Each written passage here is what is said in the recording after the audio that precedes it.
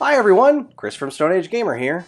Chances are if you've played a Sega Dreamcast, you like the Sega Dreamcast. And really, why wouldn't you? It's a great platform. But then you have this. This is, it's a perfectly functional controller, but for everything it gets right, it seems to get a bunch of stuff wrong too. Well, retro fighters to the rescue. This is the StrikerDC. Let's take a look. Okay, here is the StrikerDC from Retro Fighters, and as you can see, it is quite pretty. It's a nice looking little controller, but let's do a side-by-side comparison with this monster right here. Here is my original Sega Dreamcast controller, right next to the StrikerDC, and you can see that size-wise, they're pretty similar. The Striker is a bit wider. I don't know how well you can see that.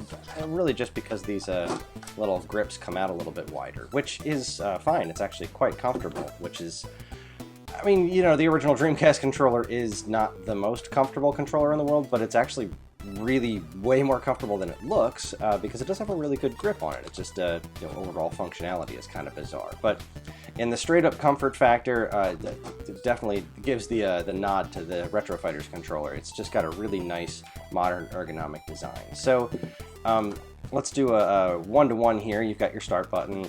You've got your regular face buttons. You've got your analog stick. And this is kind of an interesting bit here. Let's compare these analog sticks. Now, this guy is concave. This guy is not. This one has these little dots on it to kind of stop your thumb from slipping off of it, but it's not. It's kind of a weird design. It's always been a little bit of a point of contention, especially in light of modern analog sticks that are more concave. And this one, this really does feel a lot more like a modern stick. It does have a very, very light resistance, which is designed to kind of mimic the Dreamcast one. The resistance is a bit lighter. This was an intentional design thing. There's a whole bit about it in the box for this thing that'll explain why they went this route for using the really light resistance on the analog stick. Then you have this D-pad here. This was one of my least favorite things about the Dreamcast was this D-pad. I played a lot of Street Fighter 3, Street Fighter Alpha 3, and Marvel vs. Capcom 2, especially Marvel vs. Capcom 2. I played a ton of that game on here, and this D-pad ripped up my thumb. The original Dreamcast D-pad has some pretty sharp edges as far as D-pads are concerned. I'm not saying you could cut paper with these things or anything, but prolonged use definitely messed with my thumbs a bit. And coming off the Saturn, playing stuff like X-Men vs. Street Fighter, this was just a weird change, and I didn't love it. This D-pad, on the other hand, is wonderful. It's got a really nice... the edges are a little bit more rounded. It's got a really, really good feel to it. It's got like a nice click to kind of tell you when you're... give you that good tactile feel as far as like when you're pressing the D-pad down. It's got a very nice feel for it. I've spent a bunch of time playing Marvel vs. Capcom 2 on this, and it worked out perfectly. I had no issues with this at all whatsoever. Then you've got Turbo, you've got Clear because you can do little programming things in this or whatever, and that's kind of cool. Let's do the face buttons here. They're a little bit flatter, as you can see. They don't stick out quite as much as the original Dreamcast ones, but they have a really good click to them. They don't feel like you need to press them in too far or anything. They feel quite nice, they're smooth, and they've got the right colors. Hooray! You still got the window in the middle for your VMUs and stuff. We'll get to that in a minute. Trigger buttons. This is another great improvement. So, Dreamcast controller, one problem. It seemed like a great idea at the time. You got these triggers for your L and R buttons, but then you've got games where you kind of want them to be buttons instead of triggers, and these just didn't feel right for doing something like Marvel vs. Capcom when you're throwing a fierce punch or something with a trigger button. Now for stuff like Crazy Taxi, this was great, but it would have been cool to have an option to press a button. Well, this one does. It has a set of L and R buttons. You've got an L and R button and you've got L and R triggers. They do the same thing, they serve the same purpose, but depending on how you feel like playing, that's what you can do. Now, one of the biggest gripes about this Dreamcast controller is the cord comes out of the bottom of the controller, which is a really weird thing. So what they did was they put this little, let me stretch this out a little bit here.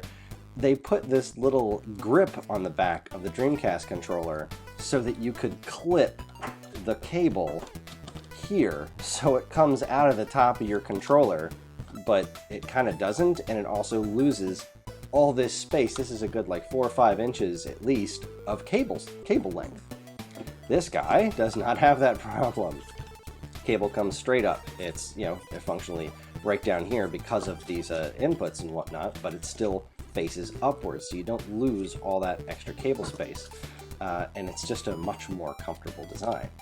So let's get down to the brass tacks of these guys. So how does this work with your VMU? Well, I just happen to have my trusty VMU right over here, and here we are. So in the original Dreamcast, VMU goes right here in the front, ta-da, and it slips in nice. It matches up with your controller, and well, it looks great.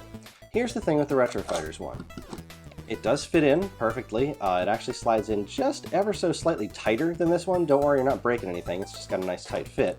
And it does stick out a little bit on the top, which, you know, is a thing. It doesn't look bad. In fact, it's kind of cool having access to these little controls up front here. So that's kind of neat. It fits in just fine. But what about the jump pack, your rumble capabilities? This one would go in the second slot over here on the Dreamcast controller. Slipped in, clipped in, and it had this little jobby here to lock it in place. And that also works just fine here. And this is just a neat design that they kept up with. See, the VMU is the color of the front of the controller, and the jump pack is the color of the back of the controller, and it was the same way with the Dreamcast. In case you ever wondered, why is the jump pack a slightly darker gray than my VMU? Because clearly you've wondered that at some point. Everybody has.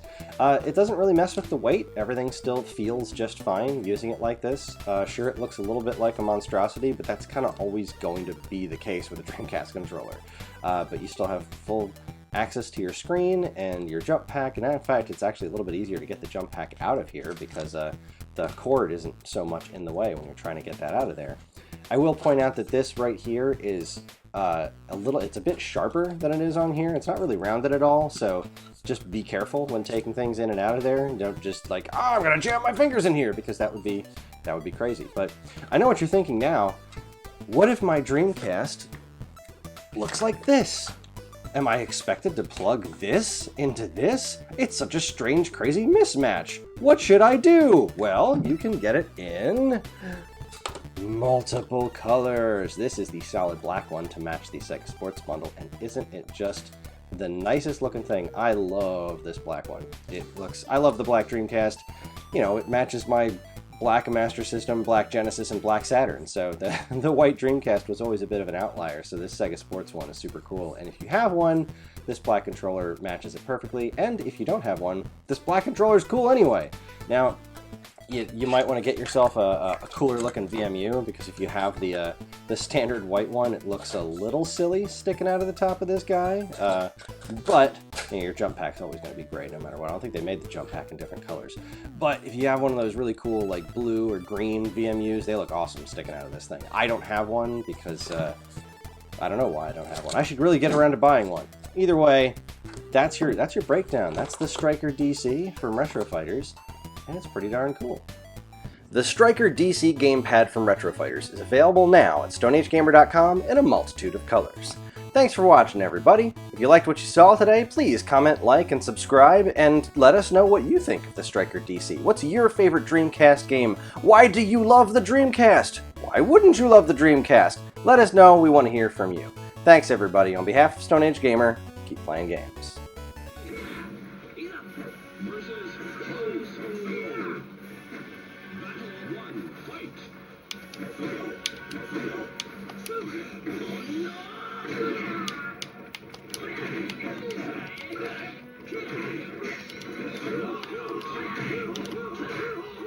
This victory strengthens the soul of each. You win! まだ痛い目に遭いたいかい?